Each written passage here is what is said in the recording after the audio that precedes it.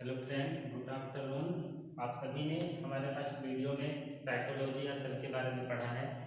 आज आपके सामने माइटोकॉन्ड्रिया या माइटोकॉन्ड्रिया की टॉपिक का हम डिस्कस करेंगे। माइटोकॉन्ड्रिया से जितने भी ऑब्जेक्टिव क्वेश्चन किसी भी कॉम्पिटिटिव एग्जाम में आते हैं, तो हम सभी सारे क्वेश्चनों को आज क्लियर करेंगे, उनका डिस्कस करेंगे। कोई भी क्वेश्चन उम्मीद है कि आपका माइटोकॉन्ड्रिया से नहीं छूटेगा।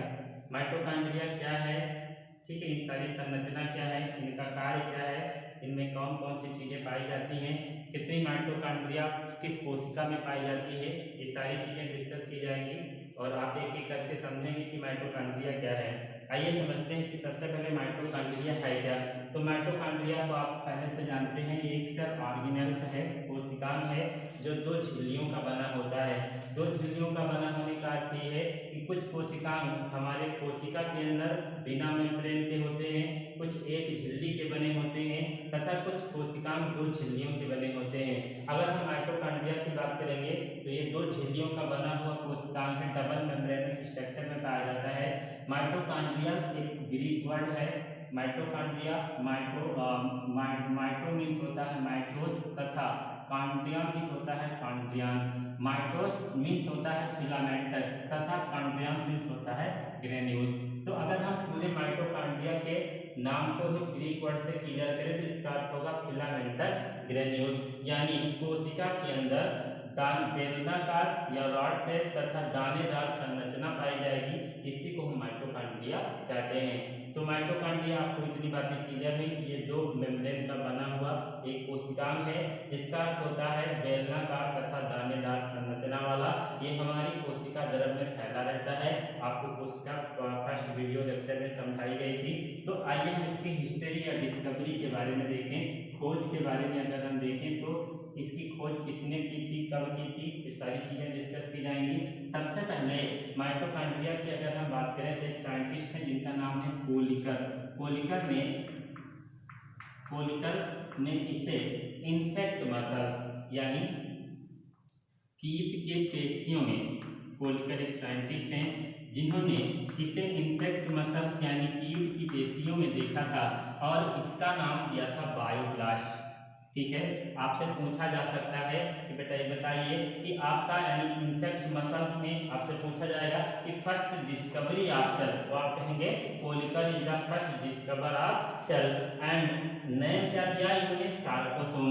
ठीक है, सबसे पहले, सॉरी ये बायोब्लास्ट गलत है, इन्होंने सबसे पहले क्या नाम दिया, सार्कोसोम। आपसे पूछा जाएगा कि कोलिकर ने, आपसे पूछा जाए कि माइटोकॉन्ड्रिया की खोज सर्वप्रथम किसने की, तो आप क्या नाम बताएंगे, कोलिकर ने first observe mitochondria and given name sarcosome in insect muscles. सबसे पहले इसे कीट की पेशियों में देखा और इसका क्या नाम दिया, सार्कोसोम। इसके आगे अगर हम बढ़े तो दूसरे साइंटिस्ट आएंगे अल्टमान ने इस माइटोकॉन्ड्रिया को आगे ढंग से अध्ययन किया और उसका दूसरा नाम दिया बायोब्लास्ट। ठीक है, कोलिकर ने सार्कोसोम कहा, अल्टमान ने बायोब्लास्ट कहा और लास्ट में सी बेंडा ने इसका टर्म यानी इससे माइटोकॉन्ड्रिया नाम दिया। तो यहाँ पे अगर ऑब्जेक्टिव्स लगते हैं कि सबसे पहले माइटोकॉन्ड्रिया की खोज किसने की, तो आप कहेंगे कोलिकर ने। फिर आपसे अगर पूछा जाता है कि माइटोकॉन्ड्रिया का नाम बायोब्लास्ट किसने दिया, तो आप कहेंगे अल्टमान ने।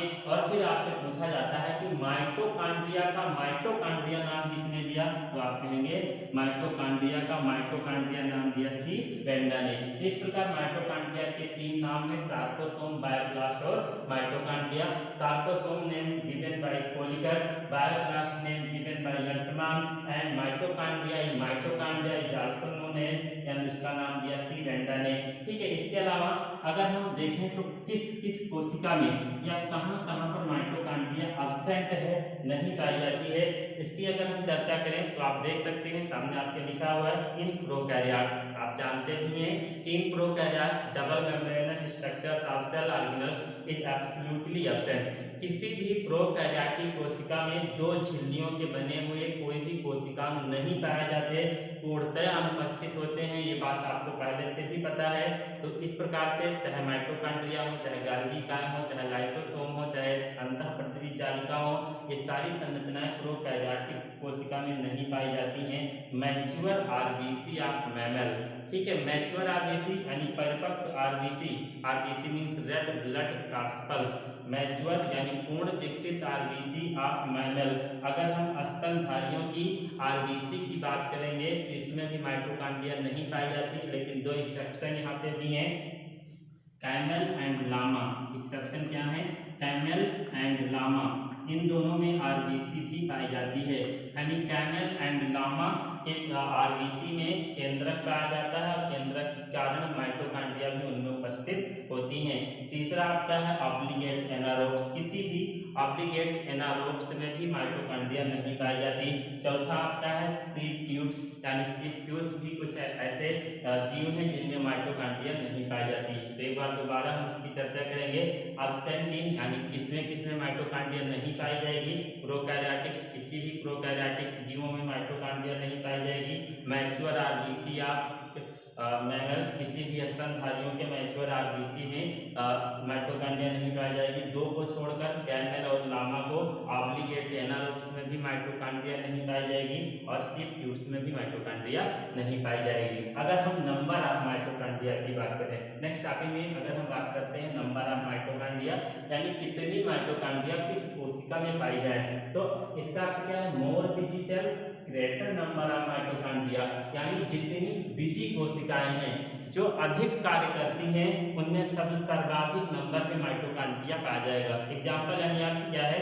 माइटोकॉन्ड्रिया को हम आप सभी जानते हैं power house of the cell भी कहते हैं, कोशिका का ऊर्जा गृह कहते हैं। तो more busy cell greater number of mitochondria, इसका अर्थ क्या है? जितनी ज्यादा कोशिकाएं बिजी हैं उन्हें उतने ही ज्यादा ऊर्जा की आवश्यकता होगी, और जब उन्हें ज्यादा ऊर्जा की आवश्यकता होगी तो उन्हें सर्वाधिक माइटोकॉन्ड्रिया की भी आवश्यकता होगी। तो हम यहाँ पे कुछ अंकों को देखें तो 1600, ठीक है, 1600 पर सेल, 1600 प्रत्येक कोशिका में माइटोकॉन्ड्रिया पाई जाती है। कहाँ?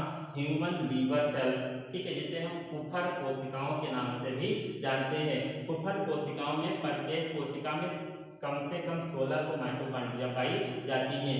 अगर हम बात करें ह्यूमन oocytes की अगर बात करेंगे तो यहाँ पे 3 लाख माइटोकॉन्ड्रिया प्रेजेंट हैं।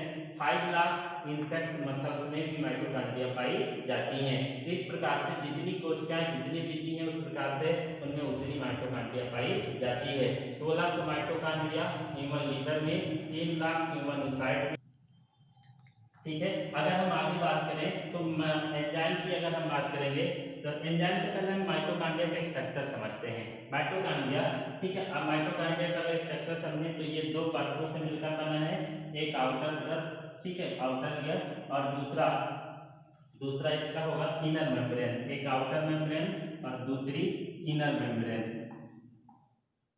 Outer membrane and inner membrane, दो परतों से मिलकर बना है। अगर हम देखें तो इन दोनों परतों के बीच में स्पेस पाया जाता है जिसे हम पेरीमाइटोकॉन्ड्रियल चैम्बर भी कहते हैं। यानी आउटर मेम्ब्रेन और इनर मेम्ब्रेन के बीच में थोड़ी सी जगह पाई जाती है, स्पेस पाया जाता है जिसे हम पेरीमाइटोकॉन्ड्रियल चैम्बर कहते हैं। इसके अलावा माइटोकॉन्ड्रिया के अंदर मैट्रिक्स भी पाया जाता है, इनर मेम्ब्रेन में मैट्रिक्स पाया जाता है जिसे हम यम साइड या मैट्रिक्स साइड कहते हैं।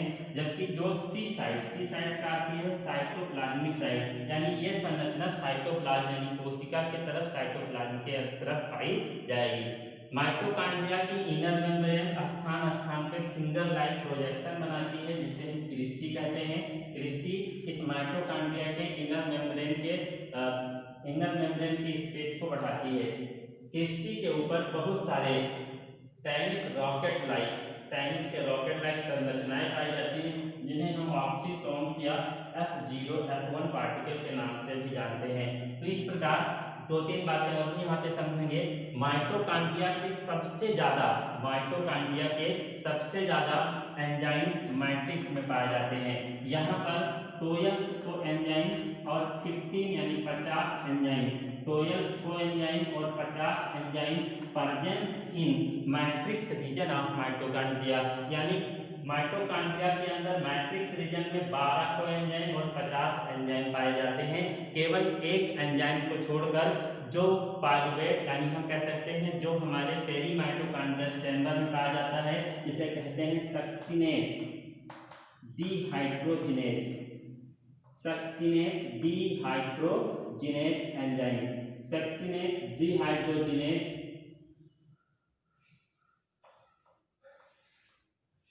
एंजाइम पैरी माइटोकॉन्ड्रियल चैम्बर में पाया जाता है। Succinate dehydrogenase enzyme is the first enzyme of Krebs cycle. Krebs cycle यानी ग्लाइकोलाइसिस या क्रेब्स साइकिल की अगर हम बात करें तो क्रेब्स साइकिल का पहला एंजाइम सक्सिनेट डिहाइड्रोजिनेज ये कहाँ पाया जाएगा? पेरी माइटोकॉन्ड्रियल चैम्बर में। तो जैसे ही पेरी माइटोकॉन्ड्रियल चैम्बर से फर्स्ट एंजाइम स्टार्ट होगा सक्सिनेट डिहाइड्रोजिनेज, इसी से ही क्रेब्स साइकिल की स्टार्टिंग होगी और माइटोकॉन्ड्रिया में क्रेब्स साइकिल समाप्त होगा। इसके अलावा और भी कुछ इंपॉर्टेंट बातें हैं अगर हम देखें, मैक्सिमम एंजाइम अगर हम बात करें कोशिका के अंदर सबसे ज्यादा एंजाइम कहाँ पाए जाएंगे? तो maximum enzyme of the cell is present in mitochondria. सबसे ज्यादा एंजाइम कोशिका में माइटोकॉन्ड्रिया में पाए जाएंगे। Maximum digestive enzyme present in lysosome, सबसे ज्यादा डाइजेस्टिव एंजाइम कहाँ पाए जाएंगे? लाइसोसोम में। Maximum anabolic enzyme present in mitochondria, सबसे ज्यादा एनाबॉलिक एंजाइम भी माइटोकॉन्ड्रिया में पाए जाएंगे। Maximum catabolic enzyme present in mitochondria, सबसे ज्यादा कैटाबॉलिक एंजाइम भी माइटोकॉन्ड्रिया में पाए जाएंगे। और माइटोकॉन्ड्रिया में 12 एंजाइम भी पाए जाते हैं। इस प्रकार माइटोकॉन्ड्रिया में सबसे ज्यादा एंजाइम, माइटोकॉन्ड्रिया में सबसे ज्यादा एनाबॉलिक एंजाइम, माइटोकॉन्ड्रिया में सबसे ज्यादा catabolic enzyme, maximum digestive enzyme present in lysosome, maximum या आप कहेंगे in mitochondria 12 enzymes is present. ठीक है, तो आपकी माइटोकॉन्ड्रिया की कुछ बातें हुई। नेक्स्ट अभी हम इसके आगे की चर्चा करेंगे। ठीक है, आप सभी ने माइटोकॉन्ड्रिया की संरचना तक पढ़ लिया। नेक्स्ट टॉपिक में हम समझते हैं वर्क ऑफ माइटोकॉन्ड्रिया। तो माइटोकॉन्ड्रिया के कार्य बहुत सारे हैं, बहुत सारे कार्य भी हैं, लेकिन हमें कॉम्पिटिटिव की तरह समझना है तो हम केवल 2-3 कार्यों की चर्चा करेंगे। माइटोकॉन्ड्रिया किसी भी कोशिका के अंदर मुख्य कार्य उसका रिस्पायरेशन का होता है, यानी श्वसन का होता है। रिस्पायरेशन का अर्थ क्या है? ये O2 की उपस्थिति में ग्लूकोज को, O2 की उपस्थिति में ग्लूकोज को विखंडित करके एटीपी बनाता है। इस पूरे प्रक्रम में ग्लाइकोलाइसिस इंक्लूड होता है। यानी माइटोकॉन्ड्रिया का प्राथमिक कार्य है O2 की उपस्थिति, यहाँ कहेंगे ग्लूकोज का विखंडन करके एटीपी का निर्माण करना, और ये पूरा प्रक्रम कहलाता है रिस्पायरेशन। इसके अलावा अगर हम दूसरा कार्य देखें या दूसरे नामों से पूछा जाता है कि power house of the cell, ठीक है, कोशिका का ऊर्जा ग्रह क्या है? तो कोशिका का ऊर्जा ग्रह माइटोकॉन्ड्रिया को ही कहते हैं, क्योंकि यहाँ पे फॉर्मेशन ऑफ एटीपी का निर्माण किया जाता है तथा कोशिका के अंदर आवश्यकता पड़ने पर प्रोवाइड एनर्जी यानी ऊर्जा प्राप्त की जाती है या प्रदान की जाती है। इस प्रकार माइटोकॉन्ड्रिया का पहला वर्क है रिस्पायरेशन, दूसरा वर्क है power house of the cell, यानी इसे हम आल्सो यानी बार बार पूछा जाता है कि power house of the cell कौन सा है, तो हम कहेंगे mitochondria is also known as power house of the cell because it formation of ATP and provide energy. ठीक है, तीसरा क्या है? एब्जॉर्प्शन ऑफ ऑक्सीजन, जो हमारी लंग्स की ऑक्सीजन है ये कोशिका में यूज कर ली जाती है माइटोकॉन्ड्रिया के अंदर। इस प्रकार वर्क्स ऑफ माइटोकॉन्ड्रिया, उम्मीद करते हैं कि आप सभी को माइटोकॉन्ड्रिया का एक पूरा टॉपिक समझ में आया होगा। अगर किसी को कोई डाउट होता है तो आप यूट्यूब के लाइव चैट में पूछ सकते हैं। Thank you.